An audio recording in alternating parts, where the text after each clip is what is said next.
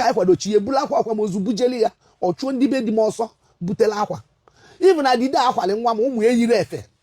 akwa ka ege ha n'obi mma eweta di pichu n'ụfụ ife agwọ mụtara a ga-akwa ite ogologo nwaanyị onu na-afụ ebe a nwa ya nwoke bụ SS o wee jee nụtara nwa ya nwoke nwaanyị bụkwanụ AA kịta anụnwa nwa ya nwoke anwụọna and nwunye nwa ya ahụ mụtara ụmụ ise nwaanyị a na-akọwa na mgbe facha ịnụ digielu na mama digielu ekweghị ọ bụkwa na fam hapụ nke nwaanyị jee chọrọ onye ọzọ kịta anụnwa a na-atụzifa na-alụtị mbọ mma nke nwaanyị wee na-akọwa na mama ya bụ nke nwaanyị na ka nwa nwaanyị anụnwa nwụrụ okpokoro ụmụ ise ahụ nwa nwaanyị amụta wee na-anaghị nke nwaanyị ya nata oju oyile akwa ụjọ oje ebe di ya nwee chọpụ jele afịa ụmụazị ahịa eje akwụkwọ fa ahịa eri nri agwacha nke nwaanyị ya kpọrọ ụmụazị nata ọsị na nne ya ekweghị ya bụ nwatakịrị nwaanyị ọ chọghị ịnata ọchọ ịnata ọ bụghị nne ya ejie nne ya pụọ kpọkọrọ ụmụazị nata nne ya bịa Ọnịcha ebe unu bi bịa kpochi ya ta ụmụazị ya ga-azụ onye ka m ji wee sị na ife agwọ mụrụ ọ gaghị ite ogologo ọ na-eme ka nne ya ọ bụrụ na unu ma mgbe ahụ nne ya ji osi anụ ya unu ejechọọ onye ọzọ na ụmụ nwaanyị ka nkụ unu fụcha led frag unu tinye isi ebe ahụ ka ife unu chere unu ya afụ ya ka unu na-afụ kịta. Kedu afa gị? afa m bụ Miss Josephine Nwokedi. Onye ebe ka ị bụ? Onye Achala. Ka ebe Achala dị? Ọka North. In Anambra State? Yes. So tell your story. My story is this. Akụkọ mbe ịkọ ọ bụ nwa m nwoke bụ Tochukwu Nwokedi is a secular mana Chukwu meli ebele ọ gafee dị secular n'ọdụ age of 24 years mụ nwa n'anya fụ na ọ gafego si na mma support ya ka ọ nụọ nwaanyị because ụmụnne ndị ọzọ anwụchago ụfọdụ ụmụ mmadụ na-abụ nwee sị ka m ga nụọrọ onye nke nwaanyị nụọrọ ya nwaanyị n'obodo anyị bụ Achala onye ọnụ bụ onye Achala ọ ga-ịchọ ịnụ di lady onye kpọtali ya gosie nwa m si na ọ like ya the girl si na ọ like nwa m from there anyị gaba ije dị na ya gaa ya process suppose ka anyị ga mee ihe niile na-eme gbaa ego pụọ ama ọgọ gbaa akwụkwọ na Sacred Heart Ọnịcha anyị mechie ihe niile parents ya ka ihe ha kwuru mgbe mana mgbe ọ na-abịa ịnụ the girl mami ekwube anything na anyị emechighị ego mechaa ihe niile oluwo nde mami akpọ ọmụnwa si m bịa na nwa m ama nụzi nwa si ka ihe mere onwe ihe nwa m mee ọ sị m na asị na nwa m bụ esekla si no problem nyawo n'iwe na anyị jele labụ chịtalị gị akwụkwọ chinye gị akwụkwọ nwa gị bụrụ AA nwa m bụrụ SS si gị na SS ya nụ AA na AA ya nụ SS na nsogbu adịrọ na ha ma mụta esekla so gwacha ihe niile nwaanyị eju yọọ onye ihe niile nwaanyị eju lulu mmadụ jee yọọ ọnya ọjụ mụ nwa gbe ya nkịtị nnatasị nwa ya kwe gị mma gị kwu na ọ sị na ya manụ the girl si m ọ mi mekwuzikwenye ọzọ na too ya anụ ya ihe nya afọ nya wele nsi a na ya nọsị m na ya manna so di m si anya naba ọ na luo mbọsị ahụ jiri abalị nata be m si m na ya manna na too ya anụ ya mami agakpa anyị na nke fada lu ekpeseche fada babali mami amba si anya kwuzikwenye ọzọ now this girl elugo 20 years or 21 years no choose go nya anụ ya gị hapụ ya ọ sị fada n'ụwa na o nwere ka anụ ọnya emesịa wee nụọ ya mesịa anụ ọnya mee ihe niile anyị dunu nwatakịrị anyị na anyị biri ọfụma anyị na nwatakịrị nwere nsogbu one day nkịta anyị enwebe nsogbu ọ na-amụ nwa mana mami anyị abịara ọba anyị unu nwasị mụ ya bịa na kọ mụ ya sị mba mami ya sị na ya ama mbịa na nwa ya nụla esekla na ya ama mbịa n'otu onye kwere ihe nyekwu na ya ma ntụhụ ebe a ego akwa na wedding bujeli ọsị nwa m ya bulie na nwa m bulie bugeli nne mụtalia kwa dị akwa yili bịa wedding mụtali ọgọ m nwaanyị yes kwa dị George kwa everything bulie bịa wedding n'Ọnịcha onye na-abịa ene nwa m ọmụgwọ bụ onye ọgọ m nwaanyị ịtọ na-abịa enie ụmụ ise ahụ ọ mụrụ nọsị na nke ọbụla nwa m na ọ ya anwụ si a na ọma anwụ maka na o kwere n'ihe okwu nwa ya wee mụọ ụmụ nwoke nọ n'ofu nwaanyị ụmụazị na-eto na-eje akwụkwọ na-eje na the best school dị na Ọnịcha Mess International School dị na Ọnịcha ka ụmụazị ya na-eje school ihe ọnwụ wee dazie ya bụ nwatakịrị m wee nwụrụ ọ nwụrụ ibulie n'obodo ka enyi ya 3 days enilite ochukwu the woman bịa sị m na ya yachi ụmụazị ya na-abịa si what ni yachi ndị ọnụ na-abịa gị sị m na ya yachi ụmụazị ya na-abịa si aga tara ịwanye ọgọ m anọ ebe anọ that day ikwubie o sị m na over dead body na ya yachi ụmụazị ya nje kpụrụ nwunye nwa m gbakpuo n'ime rumu m si akwụ ihe mma gị na-ekwu ga-esokwenye ka ọ bịa mee gị taati ga-esokwenye ọ na-ekwe ma ọ na-ekweche m ka onye ahụ na-adịghọ mgbakwa nkịtị ekwulide okwu na okwu na isi ike di m si ka eje kpọọ ndị yut nsi di m nyarapịa ọgọ m nke ọzọ na-agụla obodo oyibo na-anọrọzi ebe a bụ onye ekwu si m nwee ndidi ya kpọrọ ya je 4 days ya chinatalị m ụmụazị bifo agba ista mụ nwakwe n'ihe ọgọ m ukwu mana ọgọ m nke a nọ ebe a si chaa nyadunie je emechedulu ha wee na ndụlọ edulu ha wee na-adị ha wee luo taa ụmụazị ede ejezi skuul mgbe ahụ achọ ime fada weli mike kwuo okwu si na ya kwatuo chukwu na May 8 everybody kwado no May 8 ka ya kwu ya ọgọ m anọ that day onye ọbụla na ya ma ndị be ya bịa ni gịnị mee emecha ha bịarọ oluka ya kwadochi ebula akwa mozu bujeli ya ọchụọ ndị be di m ọsọ butela akwa even na dide akwali nwa m ụmụ ya yiri efe akwa ka ege ha n'obi mma eweta di pitch n'ụfụ akwa ka m were aka dọwa kezi ụmụazị n'obi mgbe eji wee je kpote ha n'ime abalị ebe 9 o'clock echi ezi mana bifo anyị na-anata dị akwamozu isi Ọnịcha na-anata mmadụ kpọọ m na fonu si m na-atụ m alụsị nsị alụsị kwa okwe m ailu ozugbo eburu anyị mkpọ ndị be nna m si anya bịa ndị be nna m je ruo ọbụna afa m dị na alụsị njụọ ha asị ka eje kpọọ ọgọ m nwaanyị na ọgọ m nwaanyị bịa tụọ m alụsị n'ime gịnị si na 6 years gara aga na nwa m nwoke mali nwe ọlọ n'anya ọbala wee pụta ya nwunye na nwa gị nwoke mali nwunye ya yes mali nwunye ọlọ n'anya ọbala wee pụta ya n'anya o wee je na skuulu chịrị ụmụazị na-agụ akwụkwọ m nwoke na-abụ na ofu nwaanyị ọ mụtara ọ gaa chili gbana luo chiere chili ekpochi wee ji 500,000 wee gwọ ọbala ahụ na mmenye na-alụsị atụ ọnya na ige ọdawa adị na ntụchi ya na mmemme ige ọdawa bifo mgbe ebe kwa nwa m dịka echie ebe m plan chagolo ihe niile mara m ihe mmemme ike gwụ m mgbe nwa gị malụ nwa ya ụra ha continue kwa na-ebikwa hey nwa ọ na-achakwa mechie oluota obela afọ ebe a dukwelu ụmụ ya na-echietekwazi anyị niile ebili anyị ncha bi no problem anyị na-ebi ọfụma anyị nwere nsogbu tikwe na toma anwụrụ anyị nwere nsogbu so anyị wee kwụ ụgwọ anyị ego owele ego ole ka alụsị si gị nye ọ sị na 500,000 ndị alụsị asị m nwunye 200,000 amelie 200,000 nye weli 200,000 700 and wee je gote ewu nye ndị alụsị ọ bụrụ 470,000 so almost 500,000 si na mụ na ya agbakwa ndụ na ọ bụ na emerie nye ama nza alụsị ya andị na ma ya kwa mmadụ ndị ụka ndị be anyị si eme nnọdụ na-ebesa akwa onwere onye kwuru okwu onwere onye na-egheli arụ anyị mechie ihe niile ebule ewu bunye ha nye ha ego wee kwụkwa 20,000 eji gba m ndụ mma okwukwu 20,000 eji gba m ndụ o wee jezie yipụ edie n'azụ na oyipụcha edie mara akwa pụtazie wee jee weta ụbụrụ wee bee zaa alụsị zechezi alụsị mụ na ya gbaa ndụ mbakwa ọkada eji bute m naba be m anyị wee bidozi ọkwa mmadụ otu aka ọ si mee since then akwacha mmadụ after 8 days alụsị ya ka okwu na mụ na nwa ya ma bizi na mma eje chọtali ya flat mgbakwa nkịta ekwuru m okwu mana throughout the period nwa kipi unu ncha niile bi ha anyị niile bi since 11 years wee luo taa wee luo na nwa m anwụrụ anyị niile ebi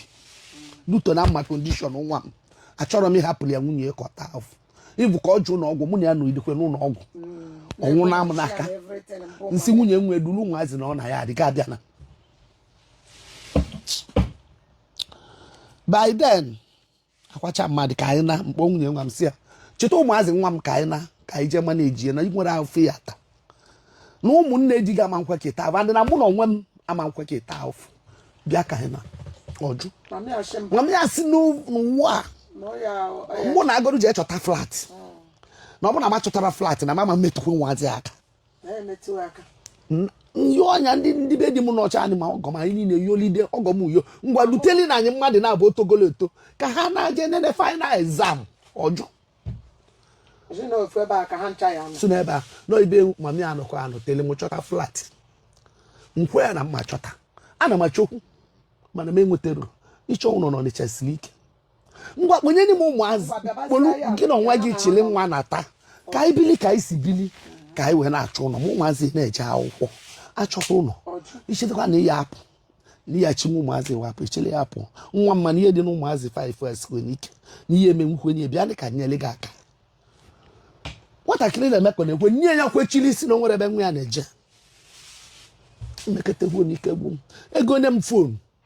nye ha ka m wee na-anụkwu onu ụmụazị anali fonu sizie ego nye m ihe na-eli eli ebe ụmụazị na-akpọ mama agụụ na-agụ anyị garị ka anyị na-anwụ ebe a mama ka ezi iji hapụ m ebe a ngo garị ngo beans 3 penta go plantain go provision bulubue nwanne di m na-akpọ Chukwu alụka ọ na ya kịta obululu ebe a mami achụ ọsọ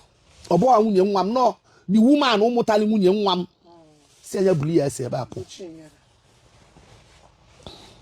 since anọdụ na-egbu onwe m so ụmụaka na-agakwa school ụmụaka dị aga school all because of that school ka ji ayo nwunye nwa m chere ụmụazị ya nata ka ụmụazị na-eje school na ọ dị m njọ na m ụmụazị ejero school gị ka ha na-akpụ ahụ ka ihe ha na-alụzili ya ihe ha na-alụli abụọ according to that na-apụta ụtụtụ odulu ha je ọma agụ iji eru akpụ na ịbacha akpụ na ịbacha akpụ ọ nwe mbọsị nwa m akpọ m na fon jụọ kedu ihe ị na-eme nke obele ya no 10 years ọ sị mama na ha na-abacha akpụ na ọ ha bachacha akpụ ahụ ebe lie nri ha dị eje skuul ọ bụ na ha na-eje skuul ka ihe na-enyere onwe m nsogbu anọdụlụ m onwe m anọ this is wrong, very very wrong. Why wouldn't they be going to school? It's an offense against child rights. na ma ya afụ ụmụazị ya welu ekwute okwu skuul ọsị onye kwuru okwu amechi ọnụ gịnị bụ skuul na o nwere ihe na-aza skuul na nna ha nwere ego na o nwere ihe nna ha debe so onye nna ya enwezi ego ọma nnọkọtezi wee gaa skuul wee bụrụ mmadụ ma nna anyị Soludo tiri free education nna anyị Soludo tiri free education so ihe asịkwasị na maka ego ka nwata emechi wee jee skuul and Soludo na attention ya niile dị too much ebe ụmụasị nọ because na ọ sị na ya nwa anụnwa mekiri wee ruo bụ education anyị ya chọrọ ka o nwee nwata ọbụla kpata anụ ihe izizi o mere ka ọ bata bụ igwe ndị nkụzi ọkwa ndị nkụzi apịala aka apị ịkpọ ya na fonu na onye ụmụ onye nke gị ga-ewe n'ọrụ ka e wee ya ọ sị gị oke ya jee na exam onye anwa dị ịkpọ ya ka ome ọ sị gị na ihe mee bụ na ọ ya akaba arụ jee na-akụziri ụmụ nke gị nwa skuul ọnwụ ụmụ gị na-eje ka esendị ya ebe ahụ onye anwa awara ọsọ anyị nwere ọrụ ese n'ime ekpere ụmụ gị jedebe ha na good school ịbịa kpotezi olodo si abịa kụziere just to tell you how serious or ụmụazị adị eje so ihe bụ mkpa mụ ya chere ụmụazị na ata ka ụmụazị bido skuulu agụụ na-agụ ha ọhịa bụ ma problem mụ ọsọdikielu bụ ndị bụsọ nwa ọ mụrụ ọhịa ọ mụtụ bụ ụmụ nwaanyị ịtọ a na-anụ ofu na baga na ọ ji ebe a du na-eti ebie ọchịrị ụmụ na-abụ nata ọ nọ ebe ahụ ọnwa ọzọ n'obie kịta a na-akpọ ọlị ọ mụrụ ọ nọ bie na-amụ nwa ọmụ ịbụọ okpunye nọ ebe ahụ nwunye nwa m wee chitakwa nke ya ise ụmụ ise wụsakwa ebe ahụ ka ebe dị woman nwa gasị ma filling station investment probably ego eburu ibu ihe nwaanyị na-eme bụ ọjọọ ụja gote akpụ gote ndị lụrụ akpụ ọbacha ihe garị jee lee n'oyo nke eme last na aka nnọbe mbeketa akwa mgbe jee na shop nwa m ọbụna ha nwa ji ụgwọ 500,000 mụ nwa were ego jee kwụọ ọnya na-ayọ nwunye nwa m asị ya kpọrọ ụmụazị a ka ị nata ka ị nọdụ na shop diga okwe m maka ngwachi okwu niile okwe m nje kwụ ụgwọ na management kwụcha ụgwọ digel ngwa nata ka ihe nwa gị na-azụ mgbe ọ dị ndụ fon na-emeka ọfọ nya ka m nwa na-azụ o wee si Achalaba anyị na-agba moto 6,500 every day ka efoli ya na-abịa nwesị ya ọkwa mụ na gị ịkpa n'ihe echi ụmụazị nata ebe a ka ekwu ihe si Achala agba moto abịa Emeka ọfọ na-abịa ile fon ilechina onye ajedu osi no na kwa ajedi na analu by 9 by 10 nke ime abalị ebe onye yi ajedu si na kwa die me mana ọ bụ na na-eyi ajedu 6 o'clock according to omenala no n'ilo ịma no n'ilo ma nwunye nwa m na no n'ilo ọkwọ 10 o'clock nwesi amba due to time oge ji wee gbagirisi Ọnịcha wee jegide wee na emeri ma Achala iwe wee m wee chekwa kpochie erikwe shop ha nji maka ka ọ chịrị ụmụazị anata ka ọ dị nso ka ụmụazị jebe akwụkwọ nyanwa jebe na shedi die echekwekwe m na ọ na-eje na shedi die na nwere na nruru ịzụ ụmụazị ha ya kpọrọ ha nata na mmazụ still nwaanyị ekwero ka ụmụazị na-eje akwụkwọ na-eli onwego ka unu si wee je kpesa ndị ụmụnna nke ebe a na-anụ ya ụmụnna ndị ebe nwunye gị papa nwunye gị aka dị ndụ ọ dị ndụ nwunye ya ji wee mee ihe sọlịa ọnọrịa bịa m ka ọ na-abịa olili every Sunday olichekwuo ndị achie ya ma onye nka mbọsị akwa ozu nwa ma nne ya bịara ọ sị ajụọ ya sị na ọ tụkwuli alụsị si ya na ọ bịa ebe a na-akwa ozu ya mee nwoke bụla akpịa ọ dị ka unu eji ịtụ alụsị eche ọchị n'obodo unu ọmakwa criminal offense trial by ordeal unu enwekwa idea Achala donio ọnụ na-amara na ife abụọ ihe anụ adịrọ taa mụ what the hell so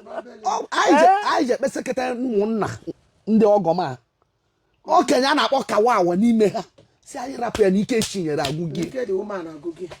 ọnọkata dofu leta nwa ọ dedeche weli ya nye di enye asị a wejele m nwesi di ya weli leta si ebe apụ na-asị gị cheta unu bulu ụmụazị nata ka ihe ọ na-eje eriri na arụsị a na-ekwu okwu ficha ụmụazị ga-aga skuul ọ na-aka akịka arụsị atọ na-ejegheli ọkwụlọtọbe ndị dibịa kwụlụ no the children must be saved too. Oh no. so na ihe njide ka mkpesi ụwa kụwa nụ ya bụ ihe dị m mkpa bụ nwunye nwa m adị m achụ okwu dị esere anyị ụmụ m niile nabatala ya chere ụmụazị nata ka ụmụazị bido akwụkwọ na ụmụ m ya agụ akwụkwọ ọ bụrụ na ọ chọrọ ịchụ ụmụazị nata ya na-eke shọ na ụmụazị na-aga skuul wherever they are ebe ọ bụla ọ nọ ya dị shọ na o tinye ha na skuul ọgba na ha chọrọ itinye ha na skuul ya kpọta ha plus agụụ na-agụ ụmụazị.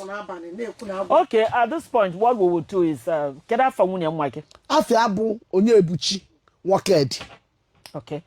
we have to invite Onyebuchi Nwokedi and as well invite your mother-in-law. Ha na abọ ga-abịa ka anyị mara nụkwa from them ke ụmụazị ha sị na ụmụazị na-aga skuul ha gwa anyị skuul ebe ha na-aga then anyị eje take ebe anwa ọ dị very easy to know the truth. Yes. Ka anyị ma mọ nge nwa na-asị asị ha nwa bụ ihe na-asị asị. Yes. So that's exactly what we are going to do. Yeah. Okay? Yeah. So no problem. Thank you. You're welcome. And ije bịara adịrọ njọ. Nwere ihe ga-enye mmadụ future. Keta abụrụgodi that basic education.